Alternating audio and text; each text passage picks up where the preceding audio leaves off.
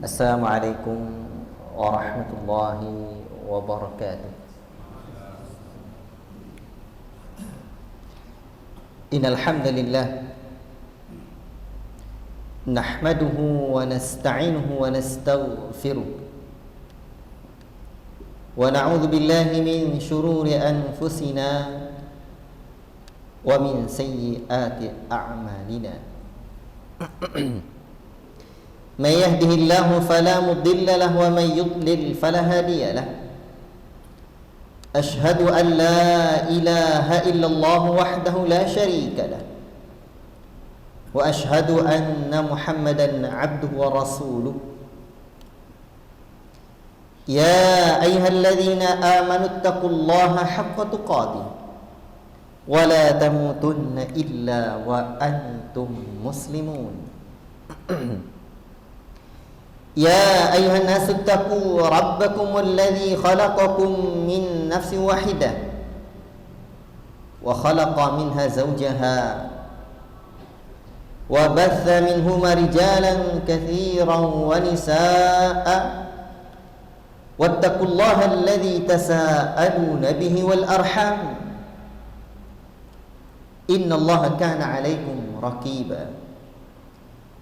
يا أيها الذين آمنوا اتقوا الله وقولوا قولا سديدا يصلح لكم أعمالكم ويغفر لكم ذنوبكم ومن يطع الله ورسوله فقد فاز فوزا عظيما.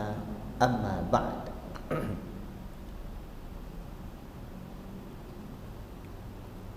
Bapak Ibu yang dimuliakan oleh Allah Subhanahu wa taala dan disayangi Rasulullah sallallahu alaihi wasallam. Syukur kita kepada Allah Rabbuna Jalla fi'ula, Allah yang masih pertemukan kita sehingga kita sudah selesai melaksanakan salat maghrib berjemaah. Untuk maghrib kan tidak akan salat mana. Kalau kan di maghrib di suat tele. Mudah-mudahan Allah panjangkan umur kita dalam ketaatan dan terus kita berada di lingkungan orang-orang saleh. Dan kita bersyukur kita dapat salat di sini dengan masjid yang nyaman, dengan alhamdulillah dengan suara imam kita yang bagus. Semoga Allah Ta'ala jadikan hari-hari kita di sisa-sisa usia terus mendekat taat kepada Allah Jalla fi'ula. Kalau anak-anak gemilang di usia belia, tukalawak gemilang di sisa-sisa usia itu dan bisa. Kalau gagal kita di sisa-sisa usia,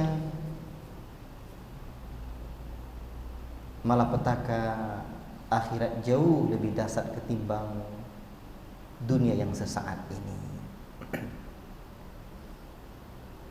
Maka untuk itulah banyak-banyak kita berdoa kepada Allah Subhanahu wa taala agar Allah Taala berikan kita rizki husnul khatimah, baik kesudahan akhir hayat kita dalam kehidupan dunia yang fana ini.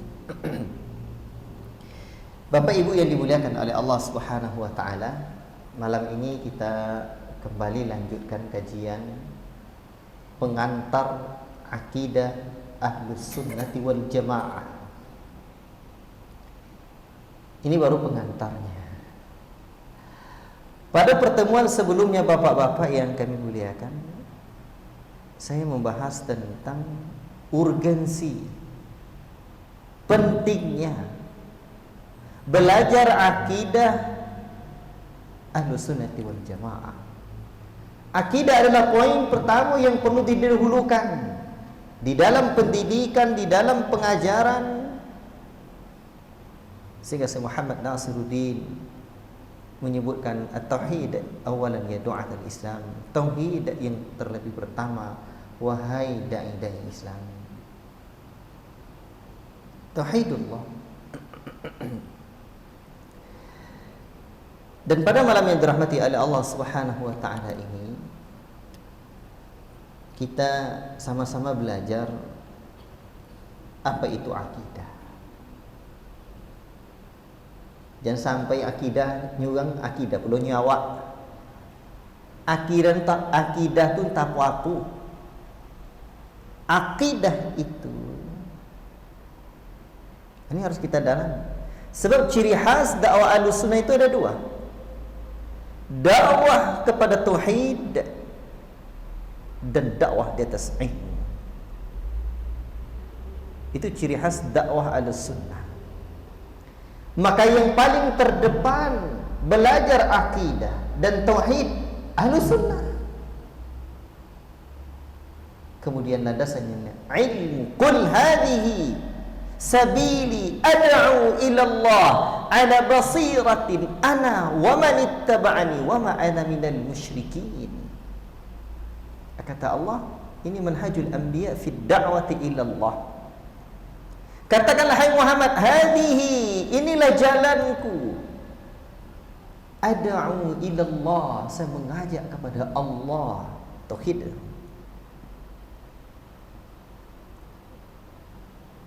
Ala basiratin, di atas ilmu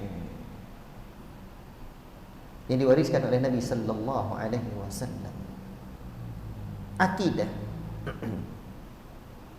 ia berasal dari kata aqada ya'qidu aqdan, artinya mengikat.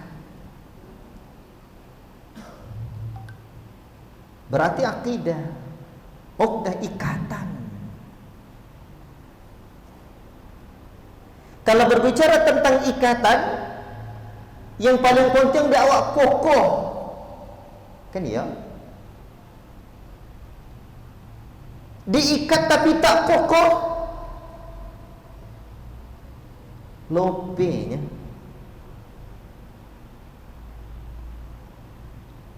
Makanya kalau berbicara dan kalau kita tengok tentang ikatan, maka kita dapati yang paling penting bukan hanya cara mengikatnya, talinya kokoh, tambatannya kokoh, tiangnya itu kokoh, cara mengikatnya juga kokoh.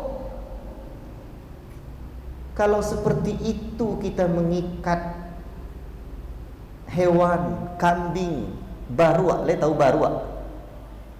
Kalau bahasa kami bau namo, ada lo jenisnya banyak, ciga, cingkuak, noka. Tapi yang diikat orang biasanya ciga, kera. Tengok kalau kera diikat, berapa panjang talinya tu? Ada 2 meter, ada 1 meter, sepanjang itulah kera akan kate ke bawah, berkeliaran dan berkeliling. Kalau ikatannya kokoh, talinya kokoh, tambatannya kokoh. Maka jangan sampai tidak kokoh. Kalau tidak kokoh akan lewat lebih dari 1 meter tuan. Karena kira ikatannya 1 meter sepanjang itu hanya berkeliaran, berkeliling, tak bisa. Walaupun kadang dijudul lidah kawak denyo, tapi sepanjang itu. La ilaha illallah. Maka sudah dapatlah kita pastikan orang-orang yang di luar batasan syariat Allah, halal, haram, hantam, tak peduli denyo. Sayati 'ala nasi zamanun la yubadil mar'u bima akhadha minal mal. Akan datang satu masa, kata Nabi SAW, orang tak peduli lagi apa yang dia ambil harta. Amin halalin amin haram, amin halalin amin haram. Adakah dia dari yang halal atau yang dari yang haram? Tidak peduli. Batina lopia pun akidah, ikatan tak ada. Makanya wajar Allah Ta'ala sebutkan orang-orang yang tidak memahami agama Allah, punya hati tapi tak memahami, punya telinga tapi tak mendengar, punya mata namun tak melihat. Ulaika kal an'am, mereka bagaikan binatang. Lain pakai bin tapi atang. Balhum adall, bahkan mereka lebih sosek daripada binatang. La ilaha illallah. Jadi sepanjang ikatan itulah kita berbuat. ikatan hati kita dengan Allah. Bahkan kalau diikat kita secara fisik, hati tak terikat, dah bisa. Sekarang banyak dipagar dengan pagar fisik. Fisik dipagar tapi hati tidak. Itu namanya apa? Kontrol dirinya eksternal, bukan internal. Kalau eksternal dah tu tak peduli tu. Cedua pun pagar lo aja kokoh, tapi pagar internal tak ada. Abi tu. Makanya bagaimana melahirkan pagar internal itu nombor yang penting. Dari mana didapatkan akidah, ikatan. Kalau lah dapat tali yang kokoh, apa yang dimaksud dengan tali yang kokoh? Tali yang kokoh itu ya ilmunya. Tambatan yang kokoh, sandaran, rujukan akidah itu jangan sembarangan. Jangan sembarang-sembarang menyandar aja. Dan cara mengikatnya, kita mengamalkannya, kita meyakininya. Apa gangan? Allahu Akbar. Itu baru makna akidah yang pertama. Yang kedua kata para ulama, ya, akidah itu mengikat, ya, atau ar-rabtu artinya juga ikatan. Kemudian al-ibram. Nah, ini dari kitab Al-Wajiz fi Aqidatis Salaf, ya. Al-ibram, pengesahan. Jadi orang-orang yang memiliki akidah, dia mengesahkan, pengesahan satu keyakinannya. Kemudian al-ihkam, penguatan. Makanya orang-orang yang tidak memiliki akidah, dia tak kuat. Tak ada penguatan dalam dirinya, itu rapuh. Apalagi kalau nanti mengarungi kehidupan dunia yang teramat sangat dahsyat ini. Kadang kita diombang-ambing ombak di lautan, kadang-kadang terhempas kepada karang yang dahsyat. Kadang-kadang permasalahan hidup ni bak kita lata tumbuh padang kaibu, lata cucu hidung bayi batu. Tak dapat ni. Dilangkahkan kaki, bumi yang diinjak terasa runtuh, tali yang dipegang sudah terasa putih pula. Kemana akan bergantung? Allah Rabbuna Jalla fi'ula, penguatan. Dan hidup ni berat itu. Kadang-kadang kawan-kawan mereka tengok santai-santai hidup ini piti banyak aja. Awak pun pagi pulang potong anak belum jaga oleh ala pun cari dah. Dan piti dak ada dapat dah. Hidup payah juga. Umur 40 lah sakit-sakitan. Uang rumah gila nak kembali kau je. Tu umur 7 lagi tu. La ilaha illallah. Akidah. Itulah tempat kita bergantung. Maka sudah dipastikan orang yang tidak belajar akidah dengan baik rapuh kehidupannya. Lebih rapuh dari sarang laba-laba. Lagi tahu sarang laba-laba? Rapuh. Dan akidah juga bermakna at-tawathuq, menjadi kokoh atau kuat. Asyaddu biquwwah, pengikatan dengan kuat. At-tamassuk, pengokohan. Al-murasah, kompak. Al-ithbat, penetapan. Al-yakin, keyakinan. Itu akidah lah. Makanya ketika menyebutkan tentang iman, apa kata Allah Ta'ala di dalam surah Al-Hujurat ayat yang ke-15? Innamal mu'minuna alladzina amanu, hanya saja orang-orang yang beriman. Dulu kami belajar di pondok je Buya, innama tu katanya adatul hasar, pembatasan. Itu bahasa Arab. Bahasa Arab Melayunya pembatasan itu betul-betul cenderiko, seperti ini. Hanya saja orang beriman tu begini. Innamal mu'minuna, hanya saja orang-orang yang beriman dengan Allah dan Rasulnya itu alladzina amanu billahi wa rasuli thumma lam yartabu, kemudian dia tidak yartabu. Apa makna yartabu kah? Terjemahannya tidak ragu-ragu. Apa kata Syekh Abdul Razak? Aiqanu wa lam yashukku. Betul-betul yakin dan tidak ada keraguan. Makanya iman baru disebut iman kalau betul-betul yakin. Kalau tidak yakin, maka namanya hanya ada 3 kemungkinan. Pertama, raib, kebimbangan. 2, syak, keraguan. 3, zon, dugaan. Oh, ini iman. Dan orang mukmin disebut mukmin karena ada iman dalam hatinya, ada iman di lisannya, ada iman pada anggota badannya. Apa iman tadi? Keyakinan. Kalaulah keyakinan yang mendalam, Allahu Akbar, seperti para sahabat, luar biasa. Makanya Nabi menyebutkan, dicantumkan oleh Al-Hafidh Al-Munziri dalam At-Targhib At-Tarhib, naja awwalu hadhihi al-ummati bizuhdi wal yaqin. Letak kesuksesan awal umat ini adalah dengan kezuhudan dan keyakinan.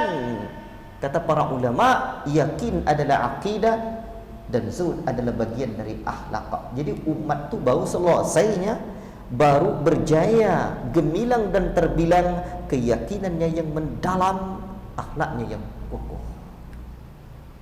Yakin.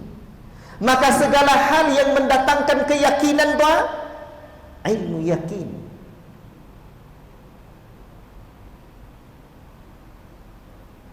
Makanya dulu sejak kecil ambo sering dengarkan ayahmu bercakap, puncak ilmu, puncak iman yakin, puncak ilmu sabar, kata beliau. Yakin. Kemudian al-aqidah juga bermakna al-jazmu, penetapan. Ada sesuatu yang ditetapkan oleh hati kita, oleh qalbu kita. Kemudian akidah juga bermakna aqdan, ikatan sumpah. Di dalam Al-Quran seperti dalam surah Al-Maidah ayat 89, Allah menyebutkan tentang uqdatun nikah, ikatan nikah. Jadi orang yang nikah itu kuat itu, mitsaqan ghalidha itu, ikatan yang kokoh. Tengok orang banyak menengok akad nikah. Bapak-bapak tu banyak dalam sosialnya, nak topik-topik baca orangnya. Kokoh. Allahu Akbar. Jadi keyakinan seperti itulah gambaran makna akidah. Dan dalam bahasa Arab, al-aqdu lawan katanya al-hadlu. Al-hadlu, penguraian, pelepasan, lope. Makanya orang-orang yang tidak milih tidak lope, lepas, peduli. Yang lope apa? Bin atang jago. Lope. La ilaha illallah. Itu baru secara bahasa. Jadi sekarang kita belajar bagaimana mengikat hati, mengokohkan hati, memantapkan keyakinan, ilmu yakin. Dan berapa lama Rasul menanamkan keyakinan itu di dada para sahabatnya? Tak kurang dari 13 tahun. Bayangkan. Padahal mereka para sahabat abarru hadhil ummati quluban, orang yang paling baik hatinya di kalangan umat ini. Dah ada orang yang selok itu hati tu. 30 tahun namanya. Allahu Akbar. Makanya tak bergeming mereka sedikit pun. Apapun ujian yang datang, rintangan yang menghalang, tak peduli mereka. Allahu Akbar. Itu secara bahasa. Jadi ketetapan hati seseorang itu. Dan kata para ulama dalam Al-Wajiz fi Aqidah Salafis Salih disebutkan bahawa wa khulasatuhu ma aqada al-insanu alaihi qalbu jaziman bi fa wa aqidah. Apa yang telah menjadi ketetapan hati seseorang itu akidah. Sawa'un akana haqqan am batila. Baik itu benar keyakinannya atau tidak, aku lebih payah.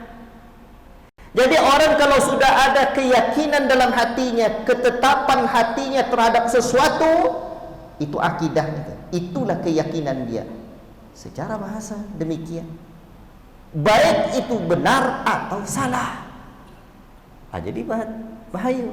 Dan nilai yang ada di dunia ini hanya dua saja. Satu bernama haqq, yang kedua batil. Tidak ada bercampur hak dengan yang batil. Kalau bercampur antara yang hak dengan yang batil, apa kata Allah? Wala talbisul haqqa bil batil. Jangan campur adukkan yang hak dengan yang batil. Susu tercampur je, tai kucing, la ilaha illallah. Murni. Makanya jangan sampai memiliki keyakinan yang salah.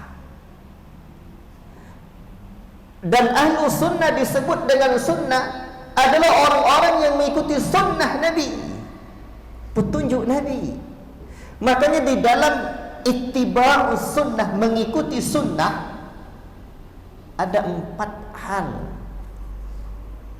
sunnah yang diikuti itu. Pertama, mengikuti sunnah dalam keyakinan, akidah atau i'tiqad. Itu yang pertama. Yang kedua, di dalam akwal, perkataan Nabi. Yang ketiga, dalam af'al, perbuatan Nabi. Yang keempat, dalam perkara yang ditinggalkan Nabi. 2, 3, 4 butuh perincian. Tak kini orang ngaji itu. Perkataan Nabi apa? Perbuatan Nabi tak sodo, perbuatan Nabi diikuti. Nabi rumahnya, kata Al-Hasan, dijangkaunya loteng rumahnya tu atau jangkau deknya dengan tangan tu. Kalau macam itu tak ada pewe bermasuk cendikur. Bahkan kuntum a'lamu bi umuri dunyakum, kalian lebih tahu urusan dunia kalian. Nabi tak bawa dunia. Kalau Nabi bawa dunia lebih jago Firaun. Namun yang Nabi bawa adalah bagaimana kita menyikapi dunia dengan segala aturan Allah, aturan agama. Dan tidak semua perbuatan Nabi kita ikuti. Kalau Nabi dulu pergi haji menggunakan kendaraan hewan tunggangan, kalau macam itu tidak dapat bayar haji pe umrah copet. Orang tua-tua kita dulu di Indonesia pergi haji melewat kapal sebulan pergi sebulan balik. Sebulan sitan. Itu paling copet. Makanya orang tua-tua kita ada ucapannya. Kita doakan orang tua-tua kita yang mati di darat ataupun di airnya. Karena memang ada orang yang mati dan berkubur di air, di lautan, mati dalam kapal. Tak ada tanah yang boku topek menguburkan. Pulau tak ada, ataupun dicari tak mungkin. Akhirnya diletakkan satu tempat, dicari batu atau batu, dikek dengan batu tadi, ditenggelamkan ke bawah, berkuburlah dalam lautan. Bayangkanlah. Kan cuma itu abu kini tak mungkin. Perbuatan Nabi tidak seluruhnya diikuti, dan ada yang khusus bagi Nabi. Seperti apa? Nabi 9 rumah tu kan dibuat lo 9. Seorang lepon yang pada odanya. Yang perkara yang ditinggalkan Nabi itu butuh rincian.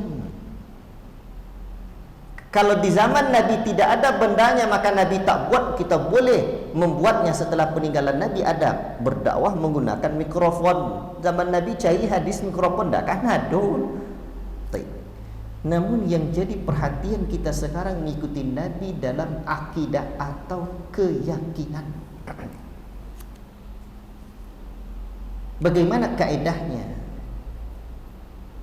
Seperti apa rincian yang dijelaskan oleh para ulama? An-na'taqida bima taqadahu an-nabiy sallallahu alaihi wasallam ala wajhi alladhi i'taqadahu. Kita meyakini apa yang diyakini Nabi berdasarkan atau sesuai dengan cara Nabi meyakininya. Tak sekedar meyakini saja. Itu.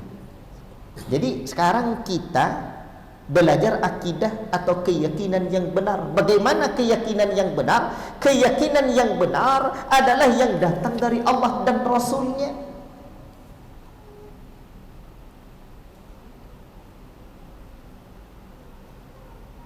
Jadi keyakinan yang benar itu mengikuti, kita meyakini sesuatu yang diyakini Nabi sebagaimana Nabi meyakininya.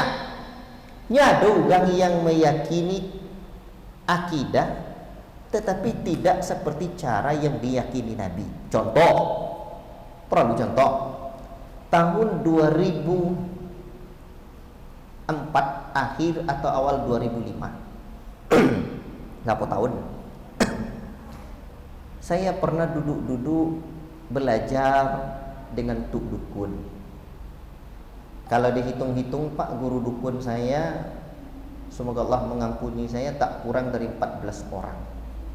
Jadi bapak-bapak kalau punya ilmu-ilmu ni, bolehlah kita sharingnya. Datanglah ke rumah, tak payah-payah. Saja ilmu pengasihan, ilmu apa namanya, pelet, sampai ilmu bunuh orang belajar saya dulu. Jadi kalau bapak mau belajar seperti itu, datanglah ke rumah saya. Tinggal bawa saja pisau sebilah, kain kafan, buat pergi banyak 3 juta. Nanti akan saya ajarkan kebatilannya. Tak itu je lah. Jadi kata salah seorang datuk, dia bilang begini. Ini contoh Pak, saya berikan contoh punya keyakinan tetapi tidak seperti Nabi meyakini perkara benda itu. Kata dia begini, di dalam ilmu orang tua-tua kita dulu, diri itu ada 3 Pak. Diri terdiri, diri terpari, diri sebenar diri. Diri terdiri ibaratnya Adam, kau yang fisik. Diri terpari Muhammad. Katanya ndak Muhammad yang di Mekah, Nur Muhammad. Kan ikonnya. Yang ketiga, diri sebenar diri ibaratnya Allah. Cuba kini ang tengoknya. Pejamkan mata lain nampak dangnya. Ang nenaknya. Nampaklah puluh kodok bercomin. Lain nampaknya kan. Tak perlu pejam dan untuk ikut lah terbayang awak.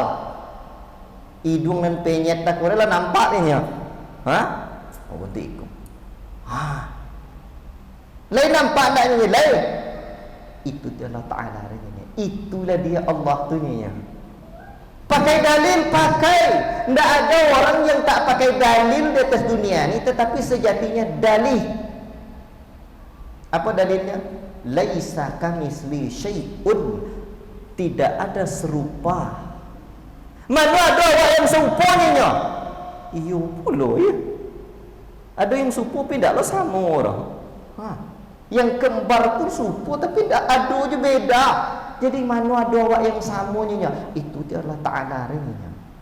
Jadi kata dia itulah Allah Ta'ala tu. Berarti jadinya awak jadi Allah.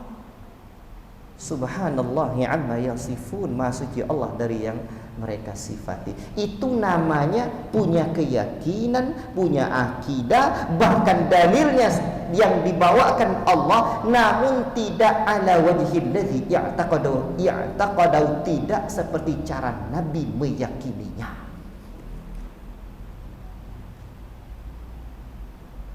Kan keliru awaknya. Awak Allah Ta'ala.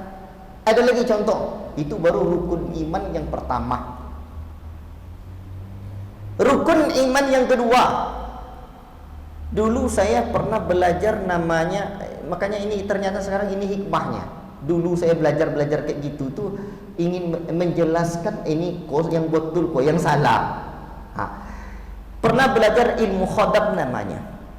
Ilmu khodam ini, ayat-ayat Quran ini ada malaikat-malaikat yang menjaganya. Makanya ditulis-tulis, kalau pertuli dalam dompet ayat-ayat Quran, dibawa kemana-mana nanti ada malaikat yang menjaganya. La ilaha illallah. Kok di dudun notan di sikwa, di belakang di dubur awak. Subhanallah, maha suci Allah. Alangkah kita menghinakan ayat Allah. Bahkan dalam keyakinan yang dulu pernah saya belajar, dulu kan belajar silat dulu. Itu guru-guru silat ada lemu dehnya. Jibril di kanan, Mikail di kiri. Kalau akan bercokak nak membunuh orang lah, Israfil di belakang, Israel di depannya, tinggal coki ada Israel dulu. Malaikat bisa diperintah-perintahkan dan diletak-letakkan. Itu namanya punya keyakinan tentang malaikat, tapi tidak seperti cara Nabi meyakini tentang malaikat.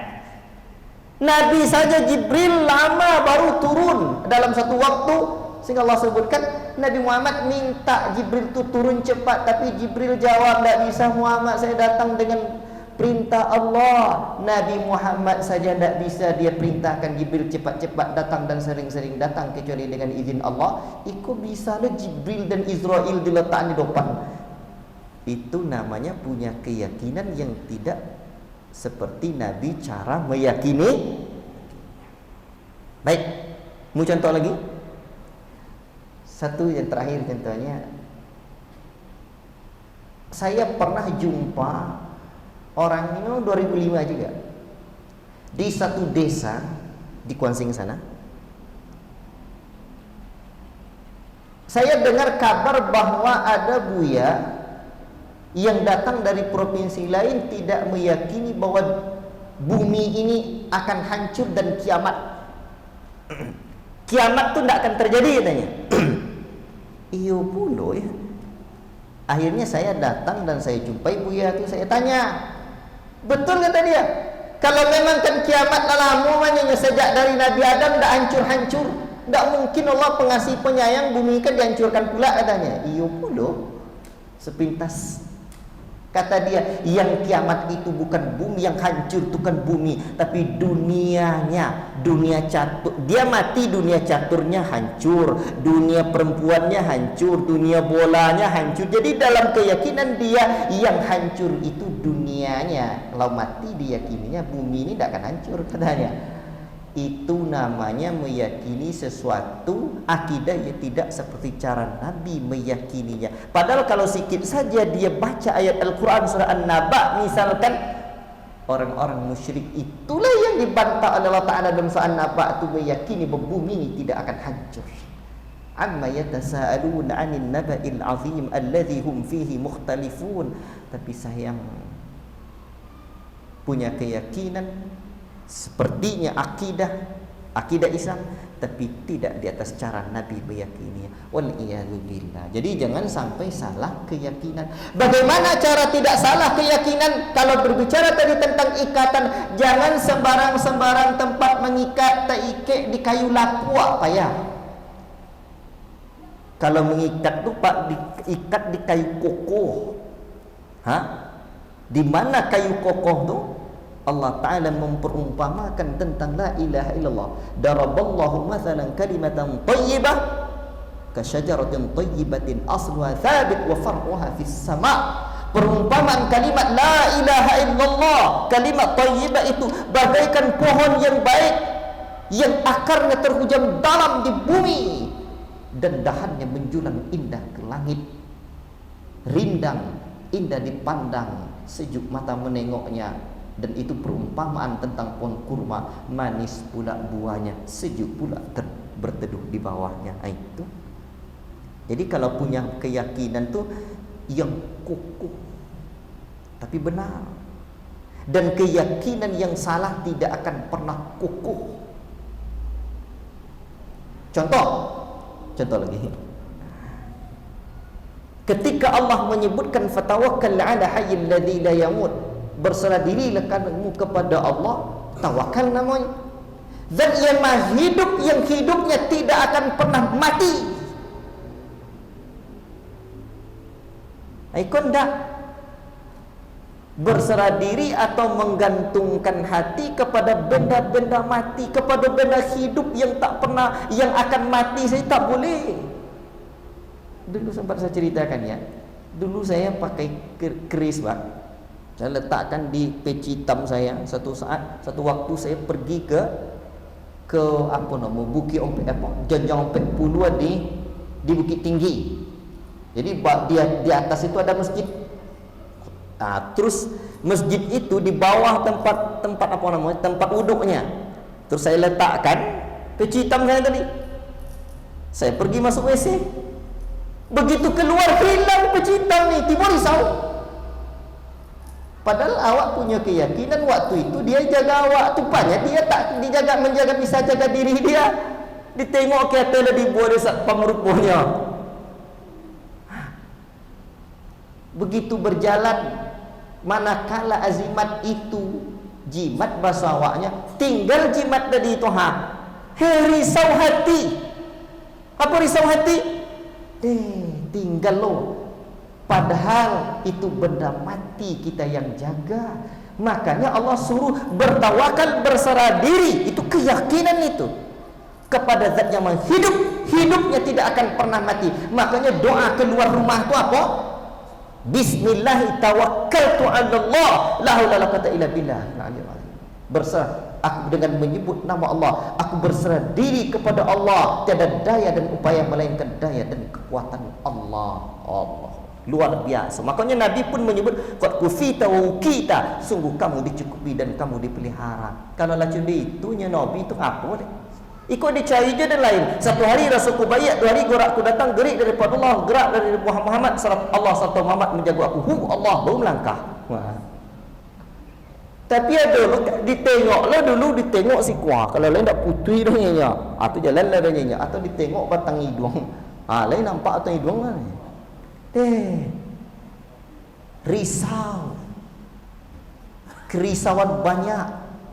Kalau tak percaya Pak, aku sampai boleh orang guru dukun pun dulu tak pernah saya jumpai tuk dukun tidak punya kerisauan dalam hatinya. Tapi orang-orang yang belajar akidah dan tauhid,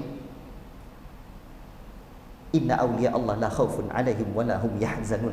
Sesungguhnya wali-wali Allah, kekasih-kekasih Allah, orang-orang yang belajar tauhid, Quran dan sunnah iman, mereka tidak ada takut dan getar sedikit pun. Macam itu.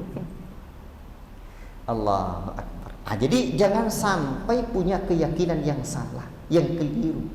Sekarang kalau rasanya dalam hati masih ada keraguan-keraguan, kebimbangan-kebimbangan, tanya 2 hal. Satu, boleh jadi bergantung di tambatan yang lapuk. Lapuk kayu tempat menambat tambatan itu, atau kurang kokoh cara mengikatnya. Itu itunya. La ilaha illallah. Kalau dah kokoh Pak, dan kekokohan ilmu akidah kita butuhkan bukan hanya di dunia, bukan hanya ketika badan sehat, tidak, sampai ajal datang menjemput. Macam itu. Ketika ajal datang menjemput, syaitan iblis alaihi datang menggoda. Makanya man kana akhiru kalamihi la ilaha illallah dakhala jannata, barang siapa yang akhir hayatnya mengucapkan la ilaha illallah masuk surga. Tidak sonang kojo kalau tidak memiliki keyakinan yang kokoh, mana bisa. Sedang tekojik ketek aja nya, tekojik ketek lah menyumpah pasarnya la ilaha illallah ikon ndak atapu hapun yang dibaca sumpah serapa, padahal tekojik ketek mati ndak tekojik ketek tekojik bodak. Maka untuk itu kita butuh belajar akidah yang kokoh. Bapak Ibu yang dimuliakan oleh Allah Subhanahu wa taala dan disayangi Rasulullah sallallahu alaihi wasallam, pengertian akidah secara bahasa. Adapun secara istilah dalam agama kita, yakni agama Islam, akidah adalah keimanan yang pasti teguh, al-imanul jazim, keimanan yang kokoh, keimanan yang mendalam bi rububiyatillahi, dengan rububiyah Allah, perbuatan Allah, uluhiyatihi, Allah yang wajib diibadahi, wa asma'ihi wa sifati, nama-nama Allah dan sifat-sifat Allah. Itu akidah. Makanya kalau orang yang tertanam keyakinan yang mendalam tentang Allah, nikmat. Satu hari ada orang yang bertanya sama saya, Ustaz, dan banyak kesempatan juga begitu, tapi kali ini dia bertanya, bagaimana caranya supaya solat itu bisa khusyuk Ustaz? Kalau ilmunya mudah, penerapannya payah sama ya waknya. Tapi tentang teorinya. Kadang saya kasihan nengok dia. Dia nak dipejam-pejamkan, letih dia saya tengok, capek dia saya tengok. Dipejam-pejamkannya matanya, katanya mencari kehusyuan. Kalaulah seperti itu tuh, dipejam-pejamkan mata, dia pula kepala ketek ke bawah, itu nama ndak khusyuk, ada bungkuak, tak khusyuk. Jadi khusyuk tu bukan bungkuak, khusyuk tu di mana letaknya? Di hati. Makanya para ulama menyebutkan seperti Imam Ibnu Qayyim, seingat saya, bahawa mencari kehusyuan dengan memejamkan mata adalah bagian bukan sunnah Nabi, kerana Nabi tak ajarkan mencari kehusyuan dengan memejamkan mata. Kini pertanyaan banyak yang nampak di depan, bapa cara hati dan keyakinan yang mendalam tentang Allah. Makanya orang mau mendapatkan khusyuk, mau mendapatkan ketenangan, mau mendapatkan percaya diri kepada Allah, tawakal, khauf, ridha, dan segala amalan hati, agar hati kita ni kokoh. Poin pertamanya adalah belajar ilmu tentang Allah, namanya ilmu ma'rifatullah, ilmu mengenal Allah. Syekh Muhammad rahimahullah ta'ala dalam salah satu usul menyebutkan ada 3 ilmu. Ilmu ma'rifatullah. Jadi kata beliau ada 4 hal kewajiban manusia: ilmu, amal, dakwah, sabar. Apa itu ilmu? Wa huwa ma'rifatullah wa ma'rifatu nabiyhi wa ma'rifatu dinil islami bil adillati. Ilmu mengenal Allah, ilmu mengenal nabinya, dan ilmu mengenal Islam dengan dalil-dalilnya. Berarti ilmu yang pertama adalah ilmu mengenal Allah. Itu mendalam. Kadang kan bentuk iko. Masuk kau tu azan tu. Azan lah dulu, insya-Allah. Mereka si azan sambung balik insya-Allah. Barakallahu fikum. Silakan. Bapak Ibu yang dimuliakan oleh Allah Subhanahu wa taala dan disayangi Rasulullah sallallahu alaihi wasallam. Kita belajar agama ini bukan untuk menjadikan kita kaku,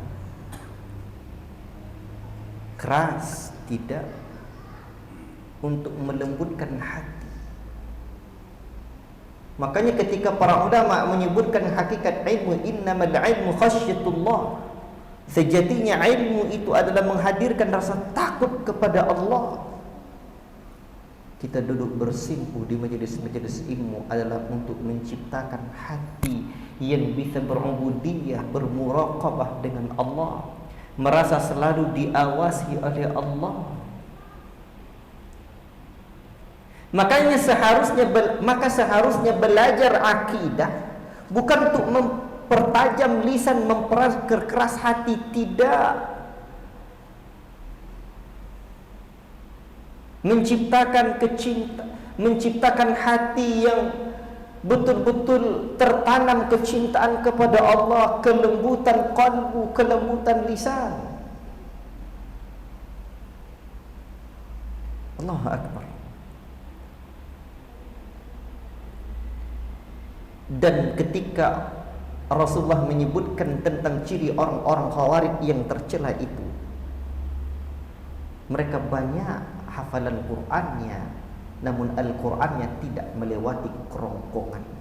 Ahlus sunnah tidak. Makanya ketika Allah menyebutkan tentang Al-Quran, alam ya'ni lilladzina amanu an takhsha'a qulubuhum li dzikrillah, kapan datang masanya lagi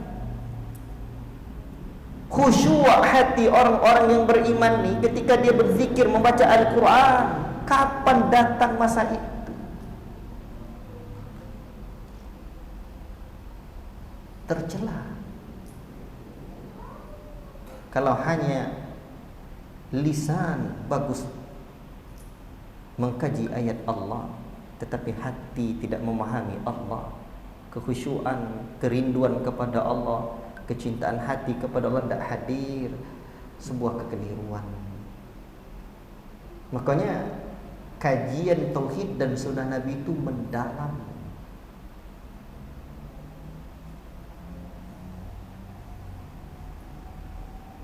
Ambo memang hidup malang melintang apa-apa, ditakdirkan apa.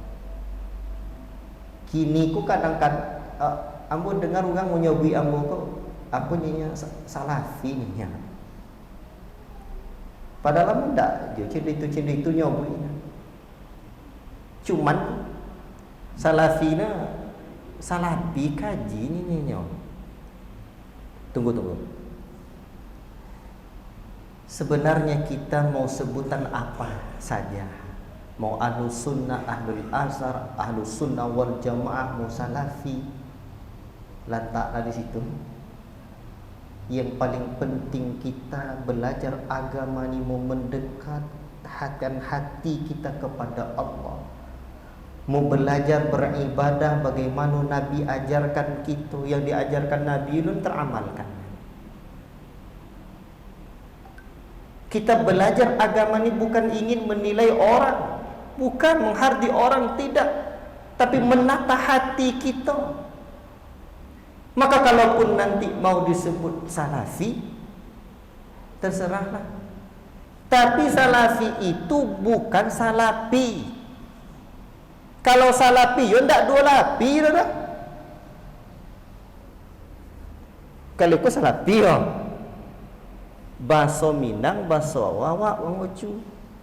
Bahasa Melayu salafi. Betawi di biuko mahrotnya. Kalau salafi tu, tunggu dulu. Ni dulu aku takwik berdulu. Mahrotnya gigi bagian atas ke bertemu dengan bibir bagian bawah, salafi. Tu. Makanya di Departemen Agama tu ada namanya Pondok Pesantren Salafiyah. Departemen Agama membuat.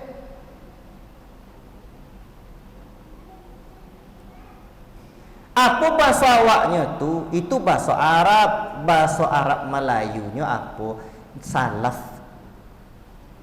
Itu generasi terdahulu para sahabat, tabi'in, tabi'ut tabi'in. Itu nama dalam bahasa Arab, ama-ama, bapak-bapak, salaf nama. Jangan salaf, kalau salaf pakai nasib ujung dong. Tu bekuwak dong.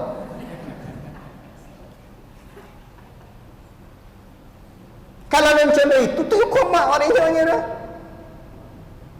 Ikut tidak salaf. Generasi para sahabat artinya. Jadi kalau disebut salafi, orang-orang yang mau belajar agama, belajar punya keyakinan seperti keyakinan orang terdahulu. Generasi salaf, generasi para sahabat. Bukan salafi, tak dua lapi tadi. Tapi ku ada juga kadang bersobui ke masyarakat, ku ada je nyobi kalau orang salafi dia salafi kajinya nyob. Iko je lah bola datang sesekali ke rumah ambo, biar ambo tunjuk berlapi-lapi kaji orang salafi. Tapi kadang-kadang iyo pula lah muda-muda ku ugal-ugalan. Selesai sembahyang nak dipijak awak di belakang. Kenapa salafi takut kaji? Salafinya orang zikir-zikir siap solatnya enggak. Tapi berzikir seorang ustaz aku lain cerita tu. Tapi kau nan tak berzikir aja tu ya salafi dah, enggak salafi nama macam itu dah. Maka untuk itu didudukkan. Amun dak ni menong ke amal salafi ustaz elok je ni. Tapi yang paling penting awak belajar agama bagaimana menjadi seorang yang betul-betul apa lo cara bisa awak berjumpa dengan Nabi bisa. Bagaimana Nabi ajarkan agama ke awak. Dan belajar agama pun tak kulit aja. Kok disobui dia orang kampung awak cedok kulit tadi. Padahal sodo kaji agama isi. Tapi Allahu Akbar, Kita salat jangan hanya perhatian dengan yang zahir saja. Itu yo salapi namun. Balapi-lapi kaji itu. Ketika Rasul menyebutkan sallu kama raaitumuni usalli, salatlah kalian sebagaimana aku salat, tata cara Nabi. Nabi tidak mungkin tidak ajarkan amalan hati. Bagaimana mengenal Allah, bagaimana tauhid, bagaimana akidah. Makanya Pak, ilmu tentang mengenal Allah itu, Syekh Abdul Razak itu tulis satu kitab fikih Asmaul Husna. Berapa banyak nama Allah? Nama Allah tu banyak, tidak terbatas. Tapi kalau hafal dek itu paham 99 nama, man ahsaha dakhalal jannah. Niscaya dia masuk surga. Dan kata para ulama, dalam nama Allah terkandung sifat Allah. Allah Akbar. Berarti 99 saja kalau kita faham, 99 sifat Allah kita pahami. Allahu Akbar. Cuman kemana hidup kita yang 35 tahun kau, yang 45 tahun tidak mengenal Allah? Sekiranya 99 aja nama Allah tu Pak. Sekiranya kita sekarang berumur 48 tahun, balik berakal kita dulu berumur 15 tahun. 5 boleh kurang 48 kurang 5 boleh berapa? 33. Sekiranya kita belajar tentang nama Allah dan sifat Allah 3 saja dalam 1 tahun, lah 99 nama dan sifat Allah Pak kita pelajari.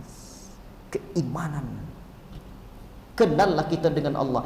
Penyesalan paling terbesar nanti seorang beriman menjelang akhir hayatnya, dia meninggalkan alam yang bernama dunia fana ini, atau di hari akhirat atau di alam kubur, tidak kenal dengan Allah. Kini pembuat bola lampu siapa? Siapa pencipta bola lampu? Thomas Alva Edison. Ndak guru kuang kojo kayu kojonya tentu ini. Pencipta bola lampu kita terkenal, sudah semesti dan selayaknya kita kenal pencipta matahari dan rembulan, pencipta diri kita dan alam jagat raya. Tu ndak nak kenal awak dengan Allah. Itulah akidah. Makanya ketika para ulama menyebutkan pengertian akidah, keyakinan yang mendalam tentang Allah, tentang perbuatan Allah, tentang uluhiyah Allah, tentang nama-nama dan sifat Allah, mendalam.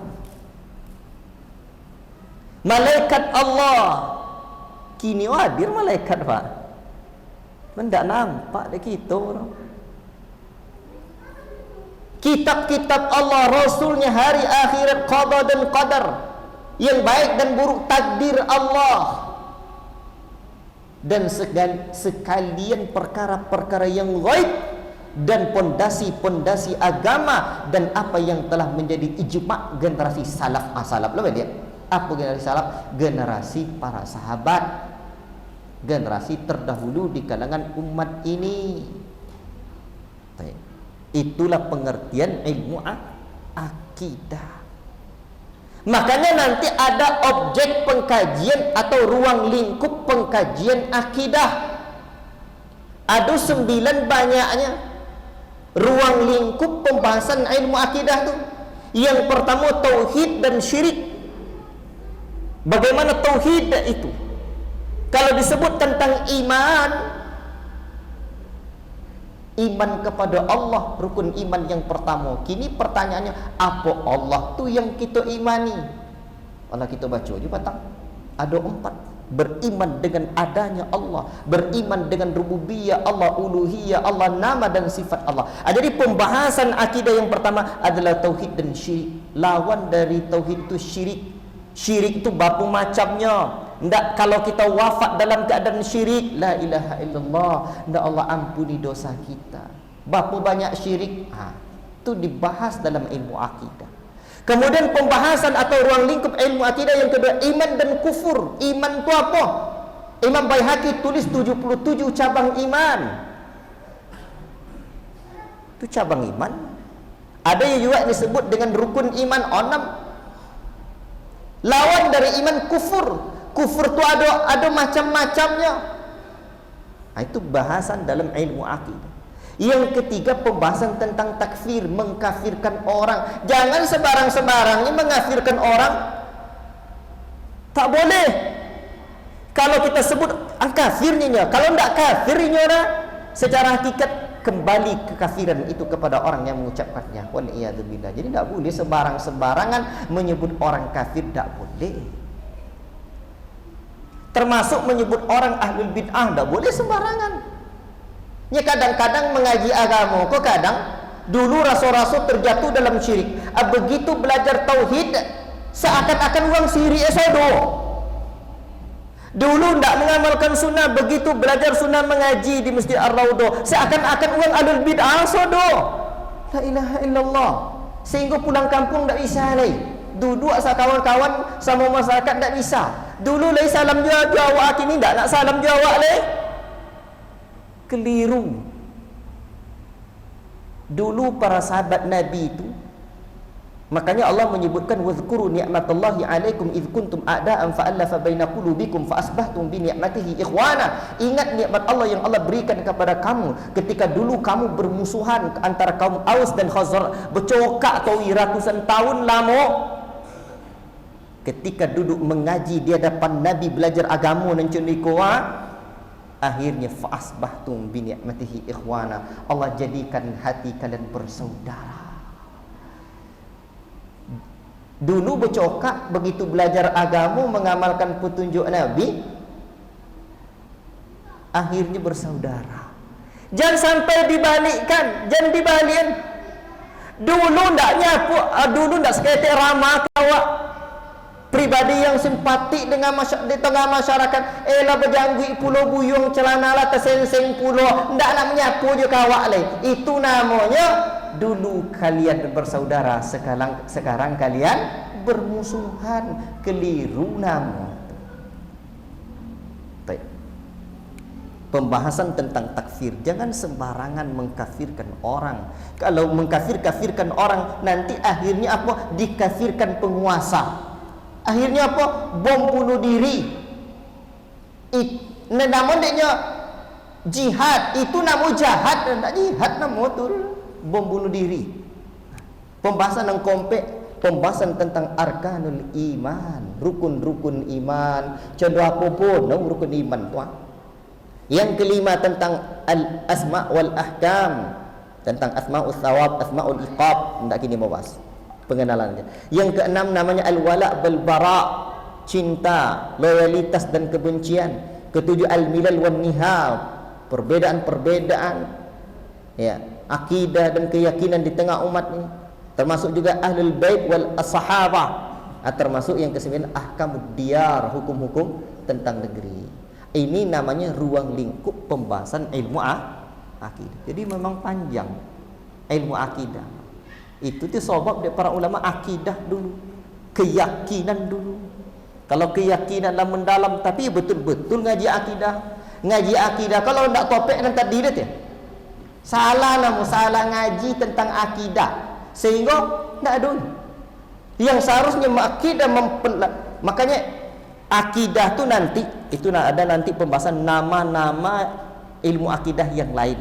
Salah satu nama ilmu akidah yang lain adalah iman dan tauhid. Sebab pembahasan akidah yang paling dalam adalah iman dan tauhidullah. Jadi bahas keyakinan iman, bagaimana iman mendalam, bagaimana terus mendekat kepada Allah. Dulu tak terasa lomak solat dah dengan belajar akidah lomak solat. Dulu tak terasa lomak hidup kau dengan belajar iman dan akidah tu lomak rasoi duit kau. Dulu tak terasa bahagia dengan rumah gila dapat cokak kau jo.